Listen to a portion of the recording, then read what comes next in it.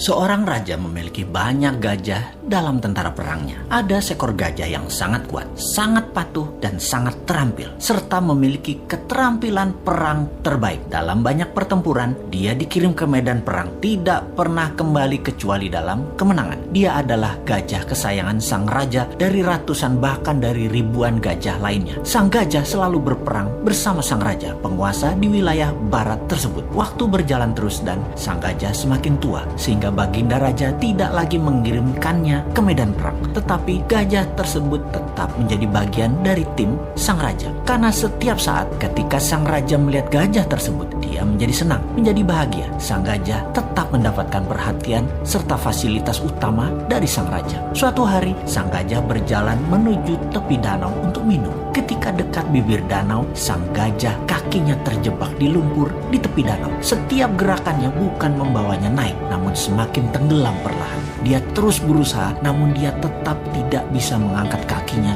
dari lumpur. Beberapa orang melihat usaha sang gajah dan tahu bahwa gajah tersebut dalam masalah besar dari nada suara teriakan belalainya. Dan berita ini pun tersebar cepat sampai akhirnya ke telinga sang raja. Semua orang panik karena tahu gajah ini kesayangan raja. Raja pun bergegas ke lokasi. Melihat gajah tadi terus tenggelam perlahan tanpa daya, sang raja memerintahkan semua orang di sekitar membantu mengangkat gajah tersebut. Mereka menggunakan berbagai cara untuk mengangkat gajah tersebut, namun tetap tidak bisa terangkat.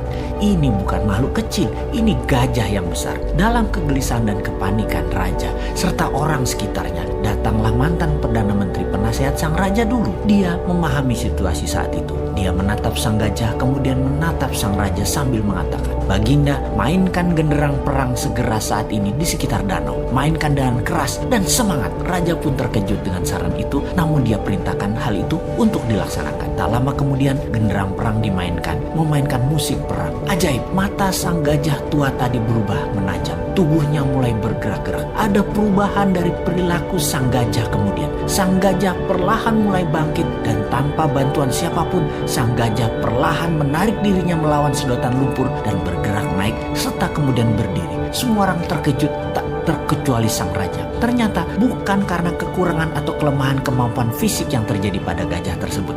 Yang dibutuhkan hanya suntikan semangat dari dalam. Dan ketika hal itu didapati, semuanya terselesaikan masalah apapun yang dihadapi. Untuk mempertahankan semangat dalam diri, sangatlah perlu sahabat semua mempertahankan tujuan hidup ke depannya di dalam pikiran bawah sadar kita. Dan jangan pernah ada rasa kalah atau menyerah dalam diri kita. Sahabat, mengapa saya menceritakan hal ini? Di saat pandemi saat ini, di waktu yang berat seperti saat ini, di saat ketidakpastian menghadang di depan, kita semua harus terus menyuntikkan semangat di dalam diri serta orang-orang di sekeliling kita. Pastikan kita semua punya visi dan misi yang jelas, purpose of life, dan semangat yang besar tadi. Pastikan ada genderang perang selalu menyala dalam diri Anda. Kita harus terus bersemangat untuk selalu sehat, makan makanan yang bergizi, selalu bersama orang yang membawa diri kita ke atas, penuh cinta dan penuh tawa. Pastikan kita berhenti menyalahkan keadaan seperti ini. Juga pastikan masalah yang terjadi saat ini yang memperlakukan kita negatif seperti saat ini tidak perlu ditakuti. Banyak hal indah dan besar terjadi di sekeliling kita. Ada solusi atas apapun masalah yang terjadi saat ini. New Mind salah satu solusinya. Dan